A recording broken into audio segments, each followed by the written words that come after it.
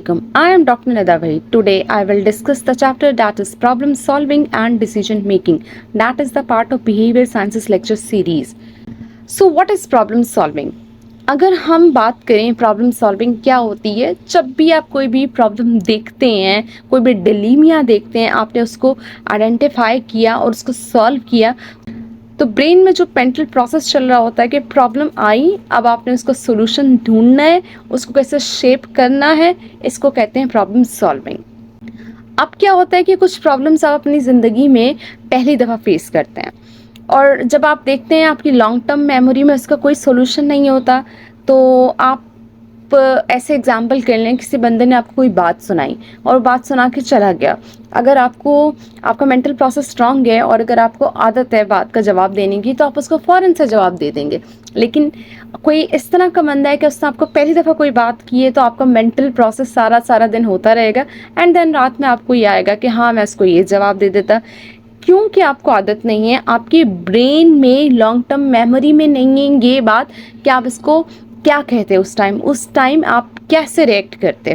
तो अब क्या होता है कि आप प्रॉब्लम देखते हैं, उसको लॉन्ग टर्म मेमोरी में कोई सोल्यूशन नहीं है, तो आप स्ट्रैटेजीज बनाते हैं डिफरेंट कि आप इसको सॉल्व कैसे करेंगे, इस प्रॉब्लम का हल कैसे करेंगे। इसको कहते हैं प्रॉब्लम सॉल्विंग। अगर हम कंप्यूटर की बात करें तो इसमें दो डिफरेंट टर्म्स हैं, एल्गोरिथम एंड ह्यूरिस्टिक्स। ये दो जनरल अप्रोचेज हैं प्रॉब्लम को सॉल्व करने के लिए।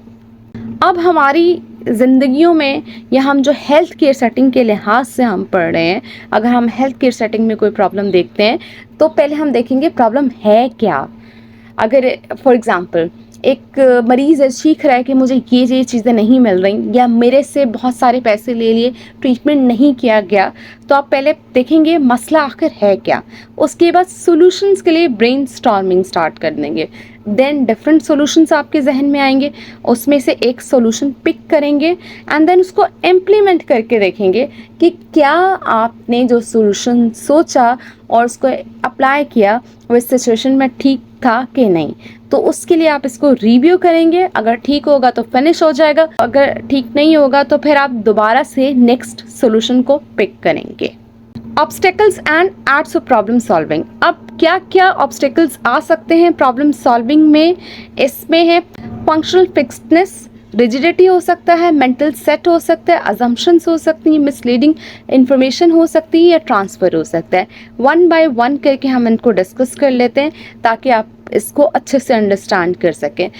मेंटल सेट की बात करें तो हमने देखा है कि लोगों के जो माइंड सेट की हम बात करते हैं कि माइंड सेट बने होते हैं कि अगर कोई प्रॉब्लम आ गई है, हमें उसको कैसे सॉल्व करना है, हम किस तरीके से रिएक्ट करेंगे, और वो उसी तरीके से चीज़ों को लेके चल रहे होते हैं। वो नई चीज़ें सोचने की कोशिश नहीं करते हैं, नई चीज़ों पे काम नहीं करते हैं, तो उसकी बेसिस पे वो अच्छा प्रॉब्लम सॉल्व नहीं कर सकते हैं। तो ये एक बहुत बड़ा मसला है कि लोग अपने माइंड सेट चेंज नहीं कर सकते हैं।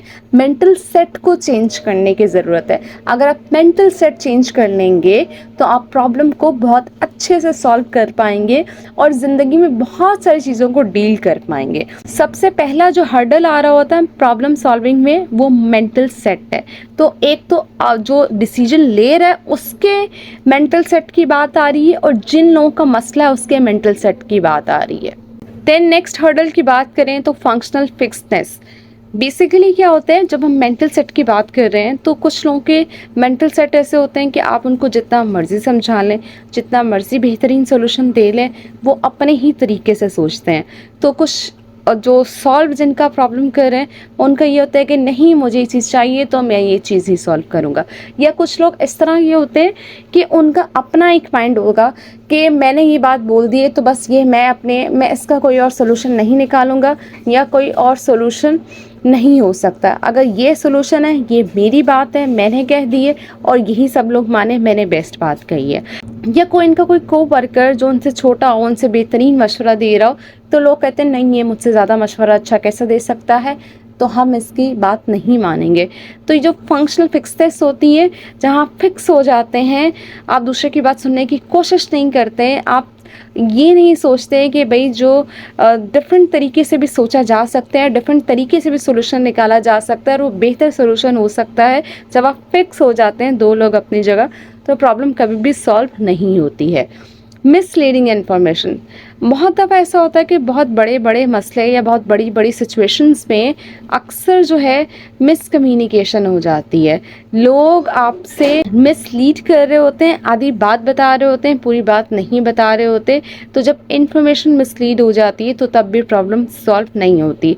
फॉर एग्ज़ाम्पल, पायरेक्सिया हो गया है, यानी फीवर है किसी पेशेंट को और उसका ओरिजिन अननोन है।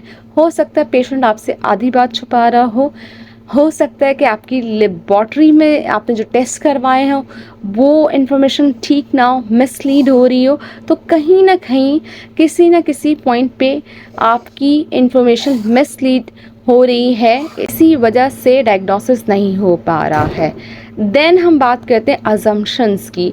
हम अक्सर जो है ना अजम्पशंस बना लेते हैं कि ऐसा ही हुआ होगा, ऐसा ही हो सकता है। इस प्रॉब्लम को हम जितना मर्जी सॉल्व कर लेंगे इसका सोल्यूशन नहीं निकलेगा, ये चीज़ें इतनी ही ख़राब रहेंगी या इसका और कोई हल नहीं हो सकता। हम जब अजम्पशंस बना लेते हैं तो वाकई प्रॉब्लम सॉल्व नहीं हो सकते। देन हम बात करते हैं ट्रांसफ़र की। हर इंसान की जो नॉलेज और स्किल्स होते हैं वो डिफरेंट होते हैं। अगर आप किसी सिचुएशन में रहते हैं तो आप उस सिचुएशन में उस जगह से बहुत कुछ सीखते हैं। वो आपकी नॉलेज और स्किल्स उस लिहाज से होते हैं जहां आप रहे हैं। अगर कोई एक छोटी कंपनी में काम कर रहा है तो वो वहाँ के हिसाब से सीखेगा। अब अगर उसको मल्टीनेशनल कंपनी में रख दिया जाए, मल्टीनेशनल हॉस्पिटल में काम करने के लिए रख दिया जाए तो उतने अच्छे तरीके से सॉल्व ना कर पाए किसी भी प्रॉब्लम को, क्योंकि वो लर्निंग फेज में है और उसको सीखने में टाइम लगेगा। कभी कभी ये होता है कि लोग एक ही मसले को, जैसे लास्ट टाइम उन्होंने सॉल्व किया और उन्हें फ़ायदा हुआ प्रॉब्लम सॉल्व करने का, तो वो दूसरे मसले को भी वैसे ही सॉल्व करने की कोशिश कर रहे होते हैं, जिसको हम नेगेटिव ट्रांसफ़र कहते हैं। तो उससे उनको कोई फ़ायदा नहीं होता, आखिर में नुकसान हो जाता है, क्योंकि हर प्रॉब्लम का सोल्यूशन अलग होता है, डिफरेंट होता है। तो प्रॉब्लम सॉल्विंग में सबसे पहले प्रोसेस आ जाता है और उसके बाद आपका डिसीजन लेना आ जाता है कि आपने ब्रेन में तो प्रोसेस कर लिया है कि आपको कैसे कैसे सॉल्व करनी है, अब आप डिसीजन कैसे लेंगे वो बहुत इम्पॉर्टेंट है। जितने अच्छे से आप क्रिटिकली सोच पाएंगे उतने अच्छे से आप डिसीजन ले पाएंगे। तो थिंकिंग का जो प्रोसेस है वो प्रॉब्लम सॉल्विंग के प्रोसेस में आ रहा है। एंड देन जो आप डिसीजन ले रहे हैं वो क्या है। डिसीजन मेकिंग में आपका प्री फ्रंटल कॉर्टेक्स ब्रेन का एरिया इन्वॉल्व होता है, जहां फ्यूचर की, डिसीजन मेकिंग की, एग्जीक्यूटिव फंक्शन की इंफॉर्मेशन स्टोर होती है, सॉल्व करने की सलाहियत होती है ब्रेन में। तो यहाँ पे जो है ना, आप जितने अच्छे से डिसीजन लेते हैं, ब्रेन का प्री फ्रंटल कॉर्टेक्स एरिया मजबूत होता है और आपकी डिसीजन मेकिंग स्ट्रांग होती है। 7 स्टेप प्रोसेस है। सबसे पहले आप प्रॉब्लम को आइडेंटिफाई करते हैं, फिर इन्फॉर्मेशन गैदर करते हैं, उसके बेसिस पे एक्शन लेते हैं। एक्शन कामयाब नहीं हुआ, ऑल्टरनेट एक्शन लेंगे, फिर आप कॉन्सिक्वेंसेस देखेंगे, उसके बेसिस पे आप चूज़ करेंगे कि आप क्या करना है, देन एक्शन या डिसीजन लेंगे। और डिसीजन लेने के बाद फिर आप रिव्यू करेंगे कि आइदर आपका डिसीजन अकॉर्डिंग टू कॉन्सिक्वेंसेस ठीक था या नहीं था। तो डिसीजन मेकिंग में आपका कॉग्निटिव प्रोसेस आ जाता है, ओपिनियंस आ जाते हैं, जजमेंट आ जाता है, आपका ऑल्टरनेट चूज़ करना भी आ जाता है, और दूसरा कोई कह रहा है या कोई और चीज़ है तो आपका कंसीडर करना भी आ जाता है। Stages of decision making process में आपके 7 स्टेप्स हैं। डिसीजन को आइडेंटिफाई किया कि अब मुझे ये डिसीजन लेना है, उससे रिलेटेड इन्फॉर्मेशन कलेक्ट कर ली, फिर आपने ऑल्टरनेट देखा कि क्या हो सकता है इससे ज़्यादा कोई अच्छा डिसीजन हो, फिर आपने दोनों को एनालाइज़ किया, एनालाइज करने के बेसिस पे आपने कुछ ऑल्टरनेटिव देखे और फिर आपने इम्प्लीमेंट कर लिया, चूज़ कर लिया और उसको अप्लाई करके रिव्यू और असेस कर लिया। तो कभी भी आप डिसीजन लेने लगें तो 1 मिनट के लिए रुकें और सोचें और देन डिसीजन लें। डिसीजन मेकिंग एक बहुत इम्पॉर्टेंट प्रोसेस है, बहुत ज़्यादा लेट भी नहीं होना चाहिए, बहुत ज़्यादा फास्ट भी नहीं होना चाहिए। अब हेल्थ केयर सिस्टम में डिसीजन मेकिंग का क्या रोल है? बहुत ज़्यादा रोल है। पेशेंट से रिलेटेड, आपके अपने स्टाफ जिनके साथ आप कर रहे हैं उनसे रिलेटेड बहुत अहम हो जाता है। पहले के डॉक्टर्स की हम बात करें तो वो फैसला खुद लेते थे कि ऐसा ऐसा ऐसा ट्रीटमेंट करना है और पेशेंट को फॉलो करना है। उसमें क्या होता था कि अक्सर पेशेंट डॉक्टर से नाराज़ भी रहते थे और फैमिली भी सेटिस्फाइड नहीं हो पाती थी। तो आजकल हेल्थ प्रोफेशनल्स क्या करते हैं, वो पेशेंट को बिठाते हैं, पेशेंट के फैमिली मेम्बर्स को बताते हैं, उनको बता देते हैं कि what is best for you, alternate options क्या हैं, अब आप चूज़ करें। जब पेशेंट और पेशेंट की फैमिली चूज़ करते हैं तो वो भी खुश रहते हैं, सेटिस्फाइड रहते हैं, विन विन सिचुएशन दोनों के लिए रहती है, डॉक्टर के लिए भी और पेशेंट के लिए भी, क्योंकि एट द एंड तो उसने डॉक्टर की बात ही मानी ना। That's all about today's lecture. If you have any question, any query, you can comment in the comment section and don't forget to subscribe my channel. Thank you. Take care. Allah Hafiz.